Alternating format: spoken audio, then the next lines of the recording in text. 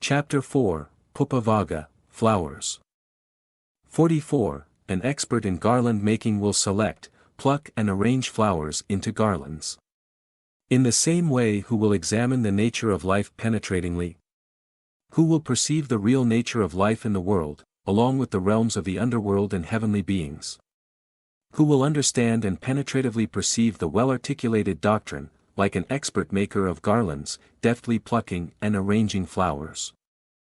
45. In the previous stanza the question was raised as to who will penetrate the well-articulated doctrine. The present stanza provides the answer: it is the learner, the seeker, the student who will perceive the world of Yama, the realm of heavenly beings and existence on earth. He will discard and determine the various areas of the doctrine, like a deft garland maker who plucks and arranges the flowers into garlands. 46. This body of ours is like froth, bubbles, or foam. It disintegrates quickly. The nature of life is like a mirage, an illusion. Therefore, one must give up these unrealities. To achieve that one must destroy Mara's flower arrows by which he tempts men and women. It is necessary that the truth seeker should go beyond Mara's region, to areas unseen by him. Mara knows only the realm of death. The truth seeker goes beyond that region to the deathless nirvana, a domain Mara has never seen. 47. Those men and women, fascinated by worldly things, go about seeking pleasure, like a garland maker picking the flowers of his choice in a garden. But, gradually and silently, death overcomes them like a flood in the night sweeping away a village asleep.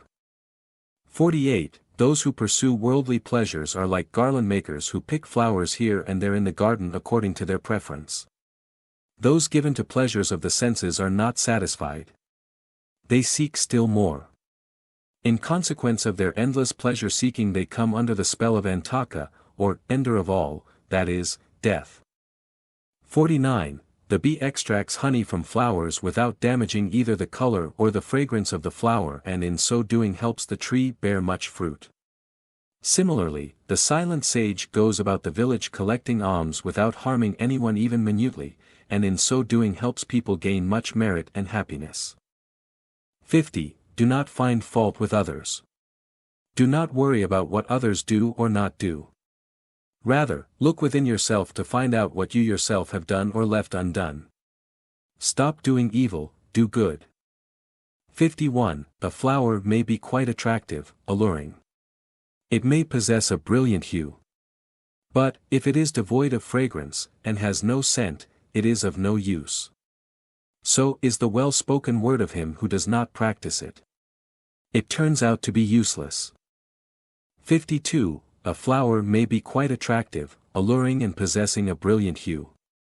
In addition, it may be also full of fragrance. So is the person who is well-spoken and practices what he preaches. His words are effective and they are honored. 53. The deft maker of garlands takes a variety of flowers. Out of these he creates garlands of different strands and variegated arrangements. In the same way, those who are born into this world should, out of their lives, create good, wholesome, meritorious actions of a vast variety.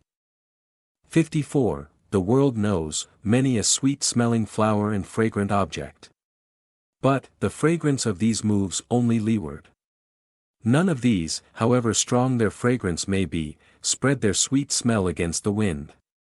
But, in contrast, the sweet smell of virtue of a spiritually evolved individual spreads in all directions and is universally experienced. 55. Sandalwood, lavender, water lily and the jasmine exude fragrance.